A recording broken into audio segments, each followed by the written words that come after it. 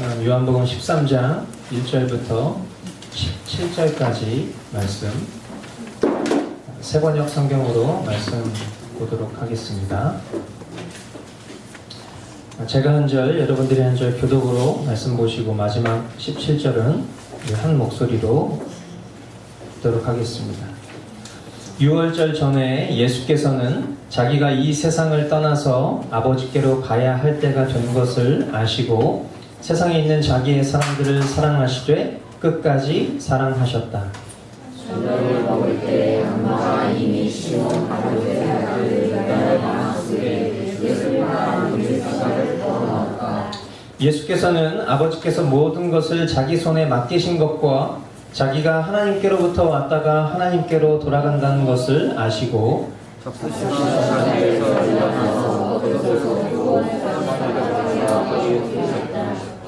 그리고 대야에 물을 담아다가 제자들의 발을 씻기시고 그 두른 수건으로 닦아 주셨다. 시몬 베드로의 차례가 되었다. 이때 베드로가 예수께 말하였다. 주님, 주님께서 내 발을 씻기시렵니까? 예수께서 그에게 대답하셨다. 내가 하는 일을 지금은 내가 알지 못하나 나중에는 알게 될 것이다. 베드로가 다시 예수께 말하였다. 아닙니다. 내 발을 절대로 씻기지 못하십니다. 예수께서 그에게 말씀하셨다. 내가 너를 씻기지 아니하면 너는 나와 상관이 없다. 그러자 시몬 베드로는 예수께 이렇게 말하였다. 주님, 내 발뿐만이 아니라 손과 머리까지도 씻겨 주십시오. 예수께서 그에게 말씀하셨다. 이미 목욕한 사람은 온몸이 깨끗하니 발밖에는 더 씻을 필요가 없다. 너희는 깨끗하다. 그러나 다 그런 것은 아니다. 예수께서는 자기를 팔아넘길 사람을 알고 계셨다. 그러므로 너희가 다 깨끗한 것은 아니다 하고 말씀하신 것이다. 예수께서 제자들의 발을 씻겨주신 뒤에 옷을 입으시고 식탁에 다시 앉으셔서 그들에게 말씀하셨다. 내가 너희에게 한 일을 알겠느냐? 너희가 나를 선생님 또는 주님이라고 부르는데 그것은 옳은 말이다. 내가 사실로 그러하다. 주인이나 선생님, 내가 너희의 발을 씻겨주었으니 너희도 서로 남의 발을 씻겨주어야 한다. 내가 너희에게 한 것과 같이 너희도 이렇게 하라고 내가 본을 보여주는 것이다. 내가 진정으로 너희에게 말한다. 종이 주인보다 높지 않으며 보냄을 받는 사람이 보낸 사람보다 높지 않다. 함께 봅니다. 너희가 이것을 알고 그대로 하면 복이 있다. 아멘. 아멘. 우리는 계속해서 요한복음 강해를 통해서 하나님께서 택하신 자들은 하나님께서 주신 믿음을 통해 은혜를 받음으로 구원을 얻고 반대로 놀라운 기적을 보아도 믿고자 하는 마음이 없는 완악한 이들은 예수님을 거절하는 그런 모습을 우리가 말씀을 통해서 살펴보고 있습니다.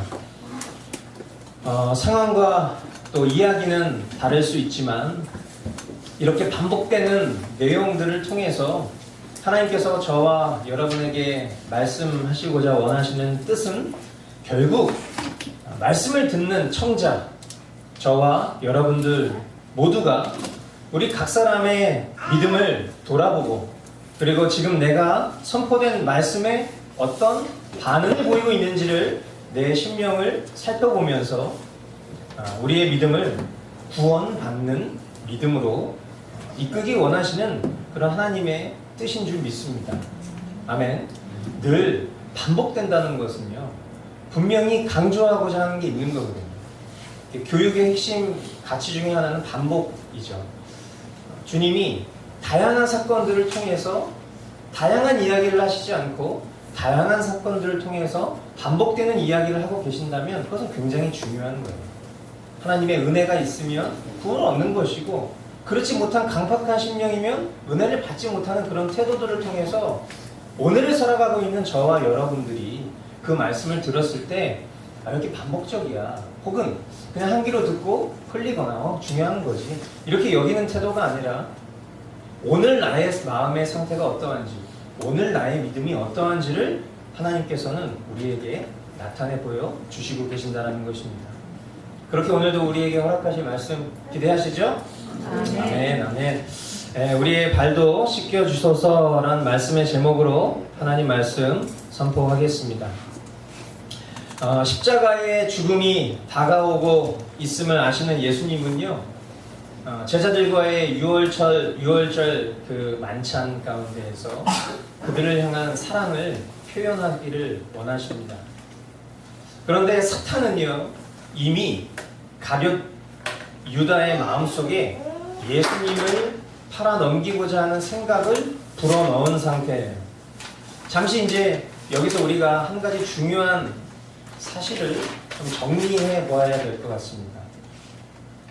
우리가 하나님의 섭리, 계획, 예정을 이해할 때 오해하지 말아야 될 것이 있어요. 그것이 뭐냐면 하나님이 우리의 운명을 결정하고 이 땅에 태어나게 하셨다라는 것이 아니라는 거예요.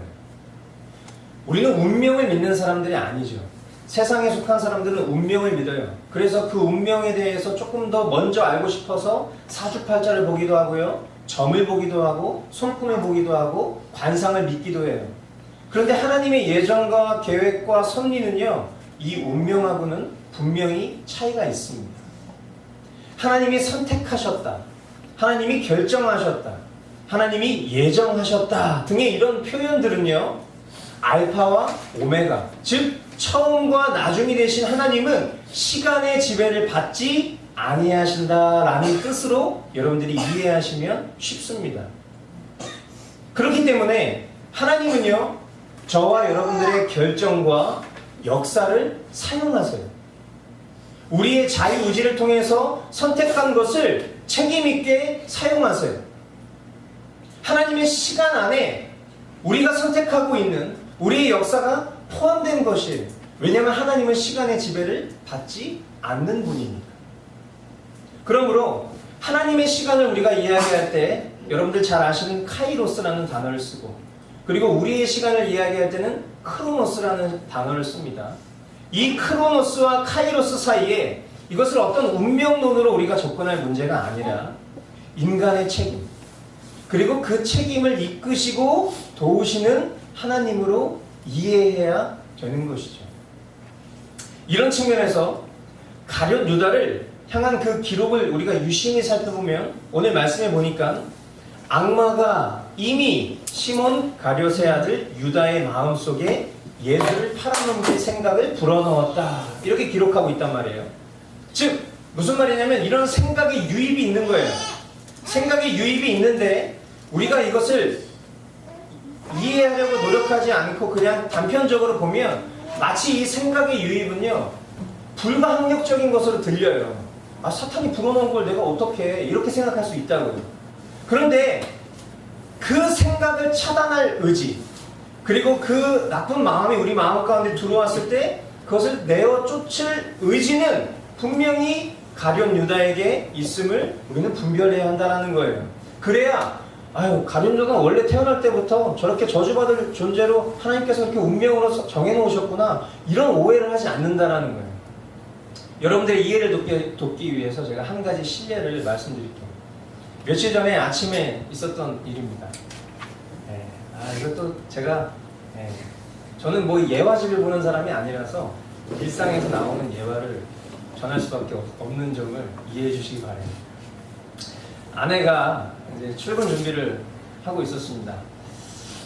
출근 준비도 하고 또 자녀들 등교시키는 그런 준비를 보통 아내가 도맡아서 하는데, 그날따라 이제 아이들이 막 장난을 치면서 늦장을 부리는 거예요. 이제 어떤 분위기인지 아시죠?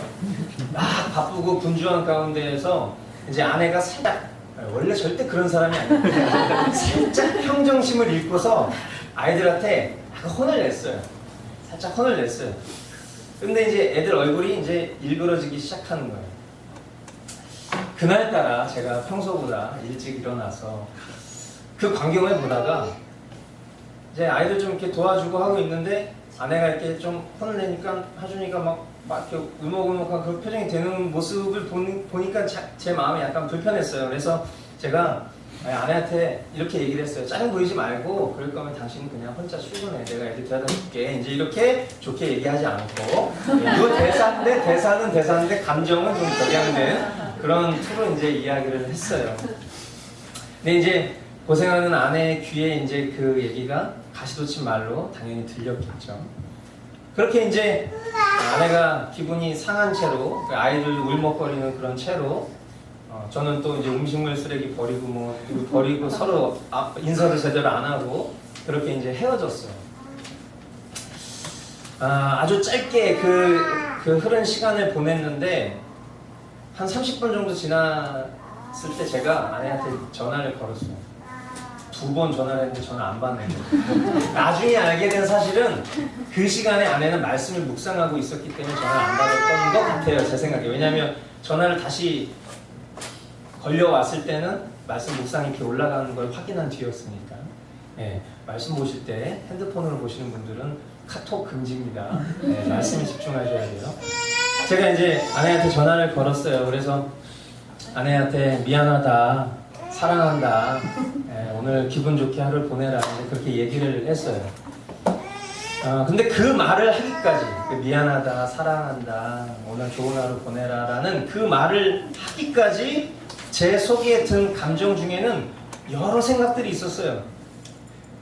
난 절대 미안하다고 먼저 말을 하지 않을 거야. 뭐 이제 이런 마음이라든지 참 죽이고 싶게 미운 구석이 있다. 뭐 이제 이런 거라든지 아니면 뭐 이럴 때는 참 별로다라든지 뭐 이런 마음이 제 마음 가운데 있었어요.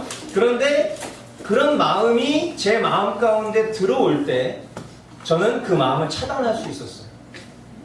왜냐하면 저와 여러분들이 아침에 일어났을 때 고백하는 갈라디아서 2장 20절이 우리에게 실제가 된다면 우리가 일시적으로는 인간의 감정으로 인해서 역정을 내고 화를 낼 수도 있지만 이내 우리가 붙잡아야 될 것은 오늘 살아가는 나는 내가 아니라 내 안에 그리스도가 살아가는 것임을 우리가 믿음으로 사는 존재이기 때문에 이내 그 마음 가운데 들어왔을 때 그것을 차단할 수 있었습니다. 그리고 마음 가운데 이미 들어온 그 나쁜 마음들을 서둘러 내보내기 위해서 제가 취한 행동은 아내에게 전화를 한 거였어요.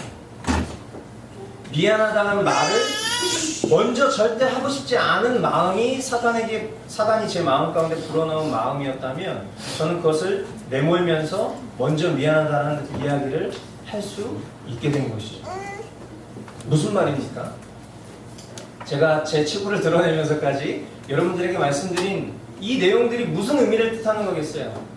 하나님의 뜻과 계획, 하나님의 섭리는요, 저와 아내가 싸우다가 이혼하게 만드신 것이 아니란 점이에요.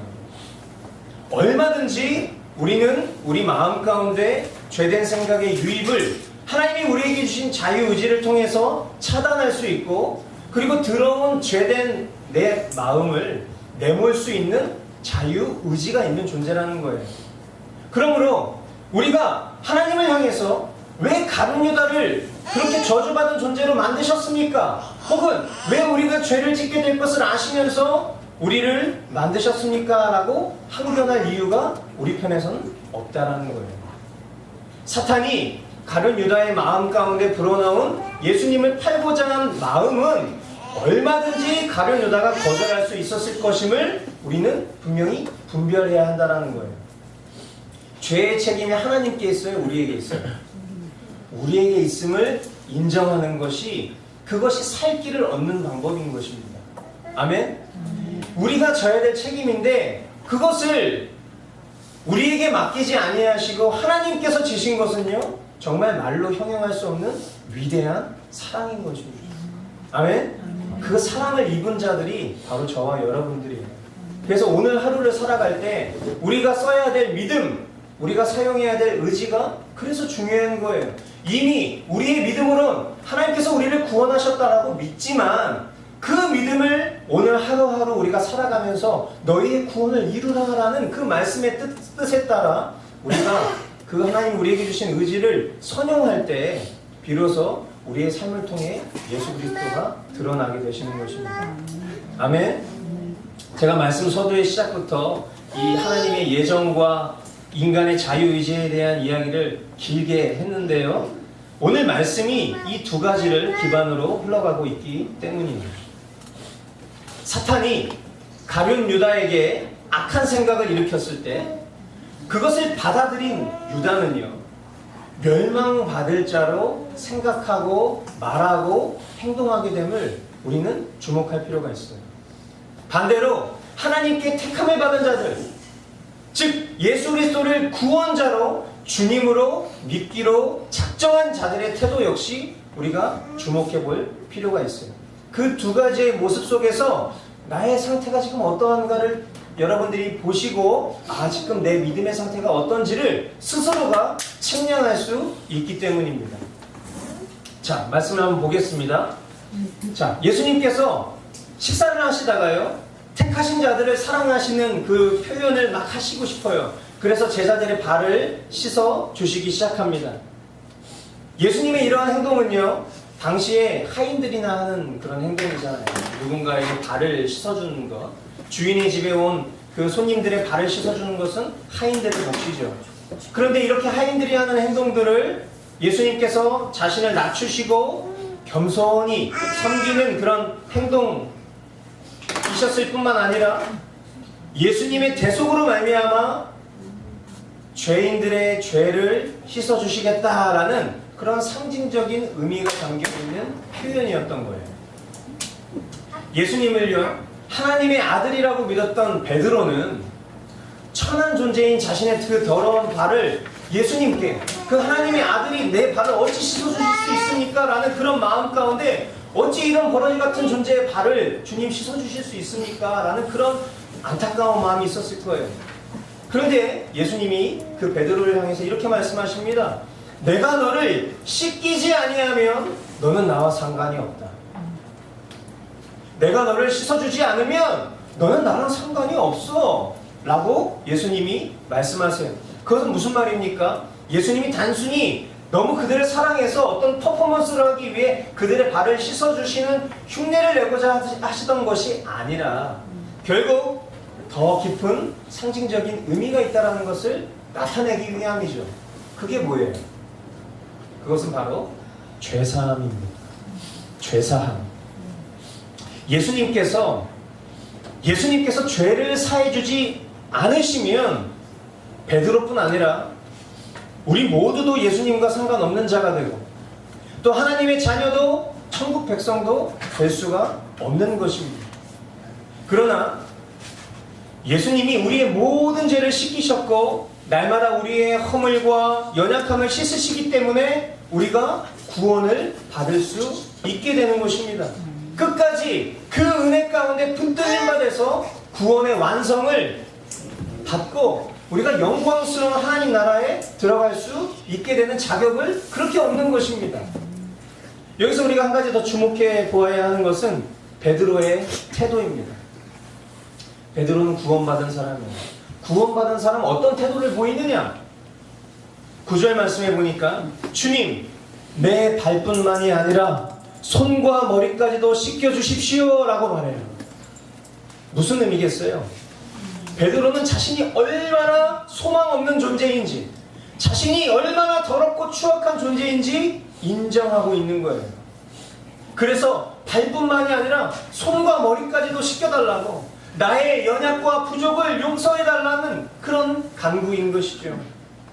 구약의 이사야 선지서에 보면 버러지 같은 너 야곱아, 너희 이스라엘 사람들아, 두려워하지 말라. 나 여호와가 말하노니 내가 너를 도울 것이네.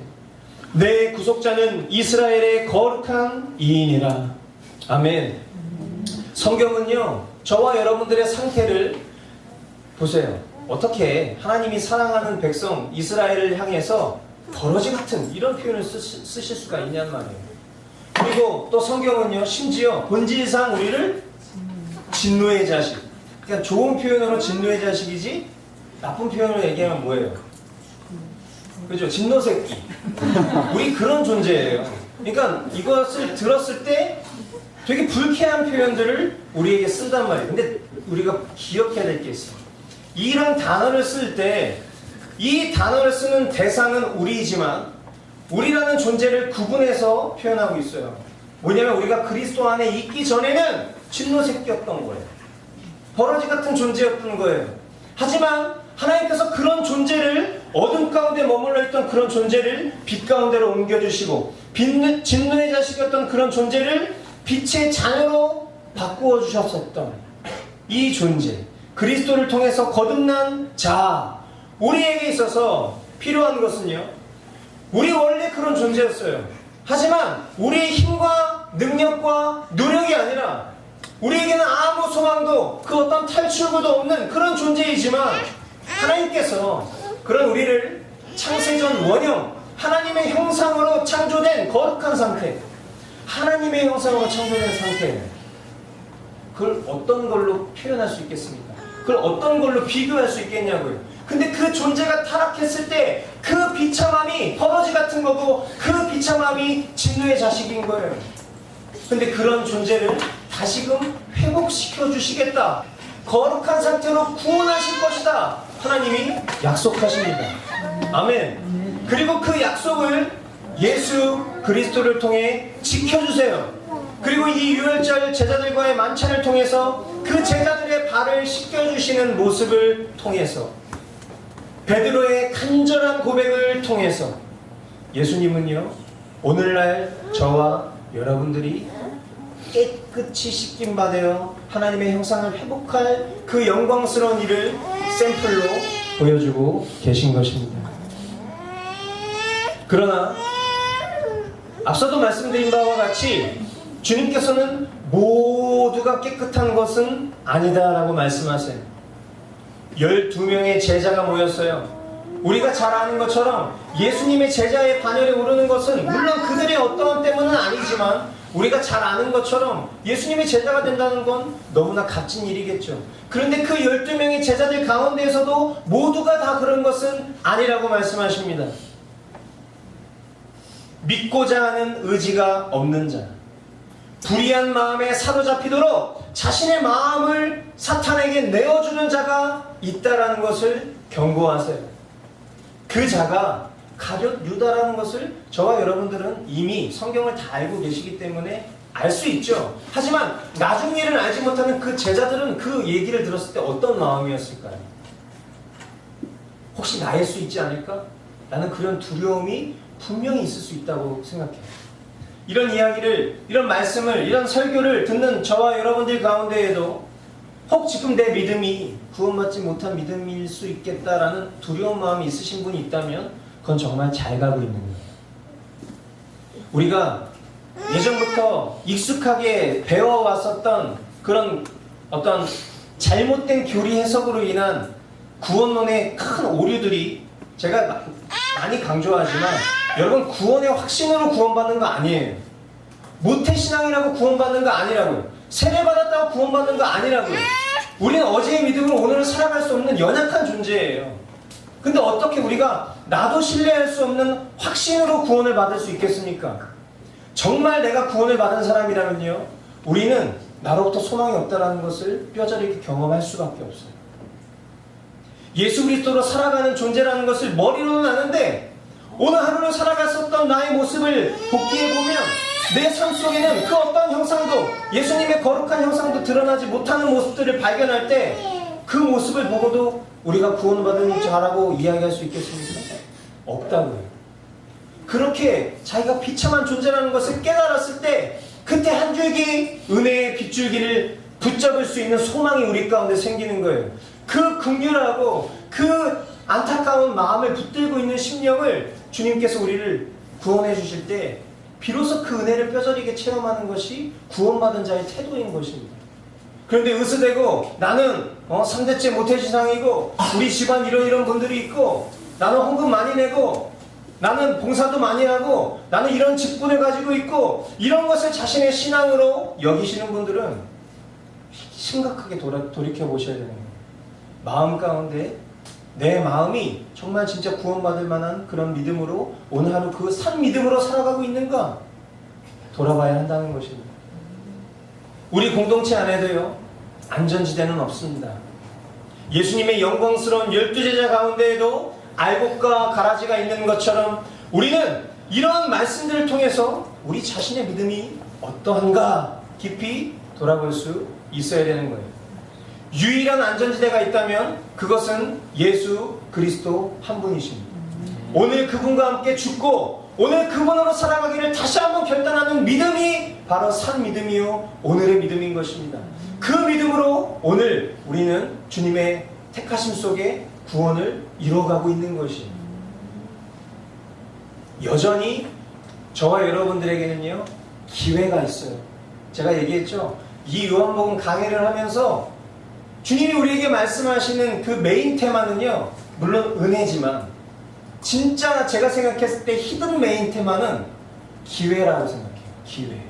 계속 반복된 상황 속에서 끝까지 영혼들을 사랑하시는, 그래서 그들로 하여금 그 강팍하고 완악한 마음을 저버리고 주님께로 나아오게끔 여러 상황들을, 그 유대 지도자들에게, 그 강팍하고 완악한 심령들에게 이 사건들을 통해서 보여주시고자 원하시는 그 하나님의 기회가 오늘 저와 여러분에게도 동일하게 있는 것입니다. 그러므로 여러분 회개하시고 주님께 마음을 온전히 쏟는 저와 여러분들 다 되실 수 있기를 축원드립니다. 아멘. 자, 우리 가슴에 손을 얹고 우리 이렇게 한번 좀 고백해 주시면 좋겠습니다. 진실되게 정말 하나님 앞에 긍휼한 마음을 갖고 이렇게 한번 고백했으면 좋겠어요. 주님, 나의 발도 씻겨주소서. 주님, 우리의 발도 씻겨주소서. 아멘. 아멘. 죄인된 우리의 간구를 들으시고 하나님의 열심으로 우리를 의인으로 새롭게 하신 주님께 감사와 영광 올려드립니다. 아멘. 할렐루야. 아멘. 아멘. 자, 여러분들에게 그 매일매일이 자신의 약함을 깊이 경험하고 자신의 악함을 깊이 경험하고, 그래서 나로 하여금은 아무 소망이 없지만 주님께 소망이 있음을 붙드는 인생, 그런 인생 되기를 저는 기도하고 있습니다. 저를 위해서도 여러분들 그렇게 기도해 주셔야 돼요. 목사라고 구원 따놓은 거 아닙니다. 저도 오늘의 믿음이 새로워야 돼요. 그래서 여러분들도 저를 위해서 기도해 주시고 저도 여러분들의 믿음을 위해서 매일매일 기도하겠습니다. 자, 끝으로 12절부터 17절 말씀 함께 보겠습니다.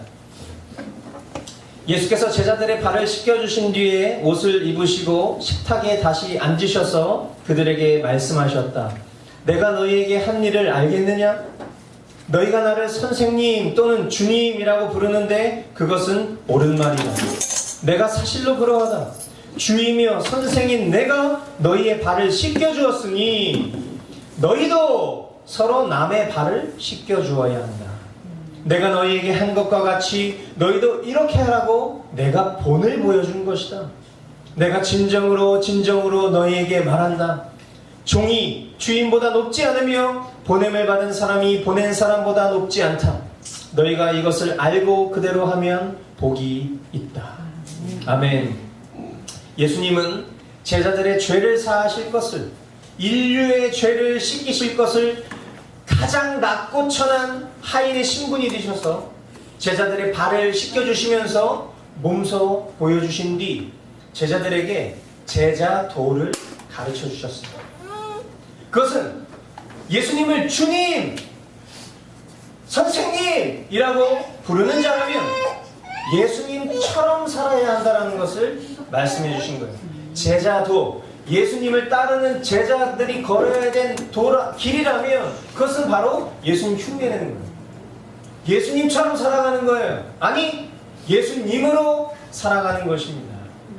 하나님 나라의 라이프 스타일은요, 낮은 자리에서 타인을 섬기는 것이다 라는 것을 가르쳐주고 계신 것이에요.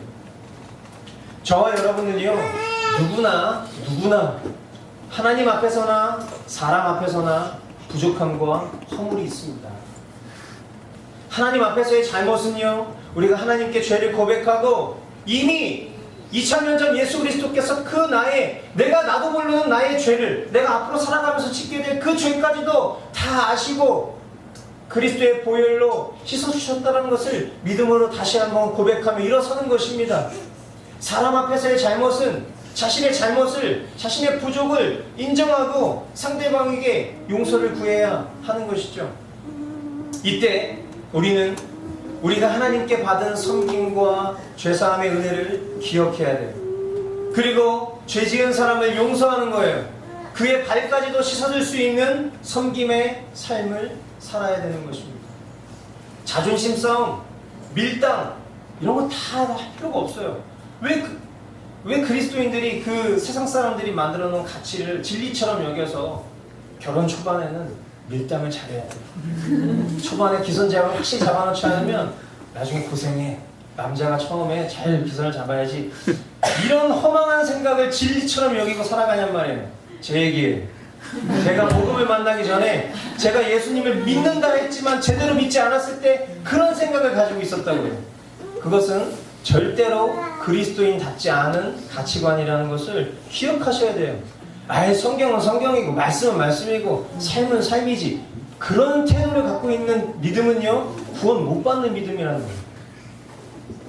은혜 입은 자, 죄 씻김을 받은 자, 그런 우리들은요 지금도 하나님의 섬김을 받고 살아가고 있는 것입니다.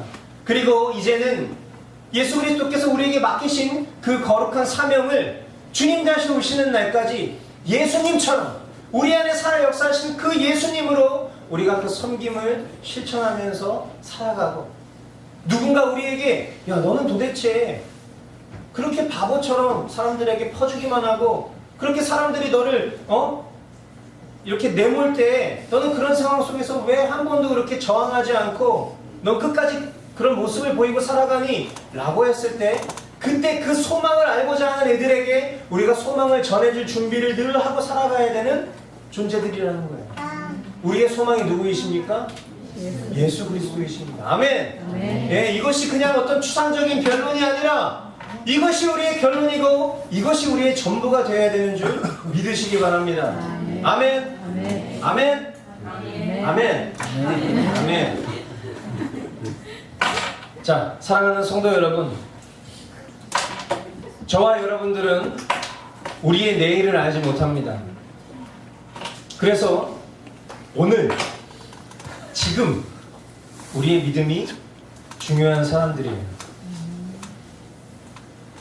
지금 나의 믿음이 예수 그리스도 아니면 소망 없다 라는 것을 인정하는 믿음이라면 그것은 참 감사한 믿음이에요. 여러분, 마음의 평강을 얻는 것이 전부가 아닙니다. 내가 왜 이렇게 하나님의 은혜를 입었는데 그 은혜대로 살아가지 못할까라는 그 애통한 마음이 천국 가는 믿음이에요. 애통하는 자, 팔복에 나오잖아요.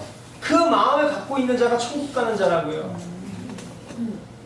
버러지 같은 나, 발뿐만이 아니라 손과 머리, 온몸 구석구석 그리스도의 보혈로 씻겨지지 않으면 안 되는 나라는 것을 깊이 깨달으면 깨달을수록 하나님의 은혜가 우리 심령 깊숙이 절절절절 경험되게 될 것입니다.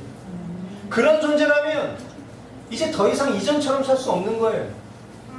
내가 그리스도 안에 속하기 전처럼 살 수가 없는 거예요. 입술과 말로는 주님, 주여, 주여 하지만 그 주여, 주여 하는 자마다 천국에 갈 수가 없는 거라고 성경이 이야기하고 있어요. 언제든지 내가 주인된 삶을 살면서 어디에서든지 높은 권세를 누리고 싶어 한다면 그것은 결코 바른 믿음, 산 믿음이 아닌 것입니다. 예수님의 은혜를 깨닫지 못하고 남들을 잘 섬기고 봉사하는 사람들은 세상에도 많이 있어요. 그냥 선행, 그것이 기준이 아니라는 거예요. 그러나 오늘의 말씀이 우리에게 가르치시는 것은 단순히 타인의 발을 닦아주라는 선행을 말씀하는 것이 아니에요. 우리가 받은 죄사함이 얼마나 큰가. 우리가 지금 믿는 믿음이 우리의 어떠함이 아닌 전적인 하나님의 뜻과 계획임을 깨닫고 우리가 받은 섬김과 은혜를 기억하면서 우리의 믿음을 돌아보고 은혜에 합당한 삶, 나는 죽고 그리스도로 사는 삶을 살아내라. 그것을 주님이 오늘 이 말씀을 통해서 저와 여러분들에게 말씀하고 계신 것입니다. 흉내냄을 추구하지 맙시다. 실제하시는 그리스도로 살아가는 저와 여러분이 다 되실 수 있기를 간절히 주님의 이름으로 축원드립니다. 아멘. 기도하겠습니다. 하나님 아버지, 우리의 발도 씻겨주셨어. 그리스도의 보혈로 우리의 심령도 깨끗이 씻겨주소서. 죄와 비참함 가운데에서 본질상 진노의 자녀, 버러지와 같은 그런 존재로 영원히 죽을 수밖에 없었던 저와 우리를 오늘 그 영광스러운 십자가 은혜로 말미암아 우리의 존재 자체를 바꾸어 주시고 우리의 심령을 새롭게 하여 주신 주님의 은혜를 찬양합니다. 예, 주님, 이 세상 그 어떤 가치보다 주님의 그 십자가 은혜를 뛰어넘는 가치가 있다면 우리는 그것을 붙들겠습니다. 그러나 주님, 이 세상 그 어떤 가치와 지식과 학문보다도 예수 그리스도의 십자가 은혜를 뛰어넘을 수 있는 것이 없기에 오늘도 우리는 그 십자가 은혜를 붙듭니다. 주님, 우리의 믿음이 산 믿음인지 죽은 믿음인지를 깊이 돌아볼 수 있도록 오늘도 우리에게 반복적으로 이 말씀의 은혜를 허락해 주시고 우리에게 기회를 주신 주님 앞에 겸손히 우리 자신의 믿음을 돌아보게 하시고 진정 우리의 심령이 주님 앞에 주님, 나의 주 예수 그리스도, 나의 하나님 아버지 고백할 수 있는 믿음인지를 깊이 돌아보게 하여 주시옵소서.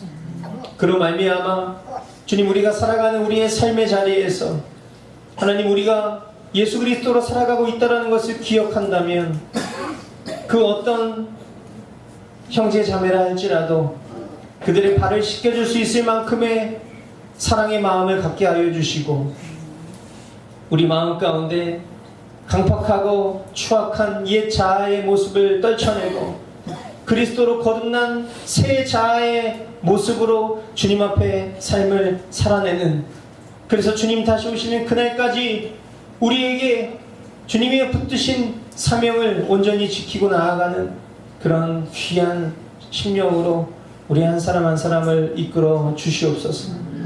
주님의 은혜에 감사하여 이 시간 귀한 예물 드릴 때 하나님, 우리의 예물을 깊이 받아주시고 주님, 우리 교회가 주님의 몸된 나라, 주님의 거룩한 신부로 살아가는 그런 귀한 교회 될 수 있도록 인도하여 주시옵소서. 주님께서 이루실 놀라운 일들을 찬양하옵고 존귀하신 예수 그리스도의 이름으로 기도하옵나이다. 아멘.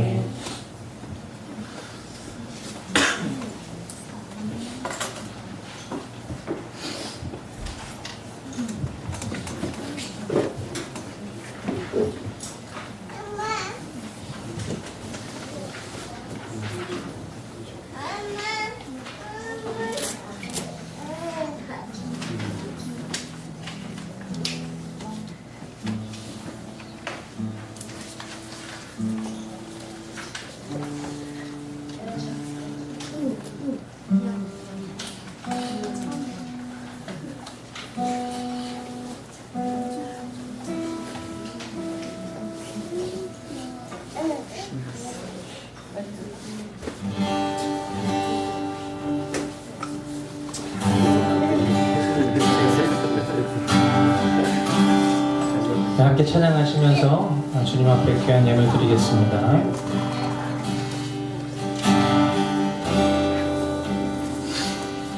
주보여 날 정결케 하고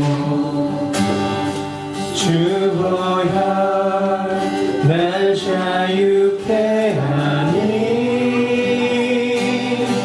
주 앞에 나 예배하는 이 시간 나의 모든 것을 주께 드리네. 주의 손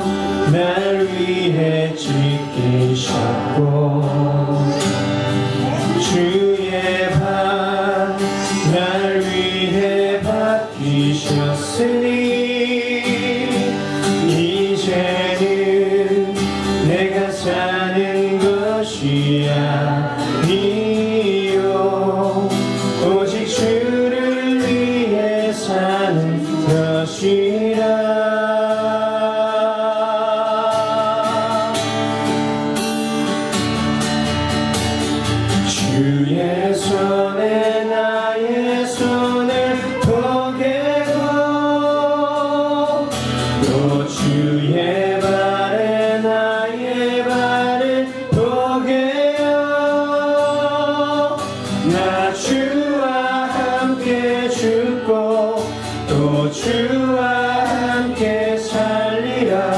영원토록 주 위에 살리라. 주의 손에 나의 손을 포개고 또 주의 발에 나의 발을 포개어 나 주와 함께 죽고 또 주와 함께 살리라. 영원토록 주 위에 살리라. 주의 손에 나의 손을 포개고 또 주의 발에 나의 발을 포개어 나 주와 함께 죽고 또 주와 함께 살리라. 영원토록 주 위에 살리라. 다시 한번 주의 손에 나의 손을 포개고 또 주의 발에 나의 발을 포개어 나 주와 함께 죽고 또 주와 함께 살리라. 영원토록 주 위에 살리라. 주 위에 살리라.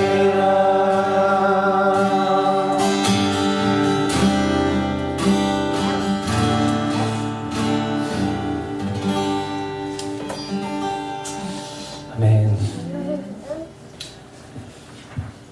기도하겠습니다. 이제는 본질상 진노의 자녀였던 소망 없던 우리의 심령을 영광스러운 하나님 나라의 자녀 백성으로 이끌어 주시기 위해 모진 십자가 그 보혈의 피를 흘리신 아들 예수 그리스도의 은혜와 그 하나뿐인 아들을 인간의 몸으로 보내신 것도 감사한데 그 아들을 십자가 위에서 죽이시기까지 우리 한 사람 한 사람을 사랑하시는 그것을 확증하시는 성부 하나님의 지극하신 사랑과 지금 이 순간에도 우리를 홀로 내버려 두지 아니하시고 우리의 심령 가운데 매주 역사 교통하시는 성령님의 위로가 주님 나의 발도 씻겨주소서. 간절히 주님 앞에 소망 없는 우리의 부르짖음을 외면치 아니하시는 주님의 크신 위로 역사가 우리가 거하는 일터와 우리의 교회와 우리의 가정과 세계의 열방 가운데 이제로부터 영원까지 함께 있을지어다.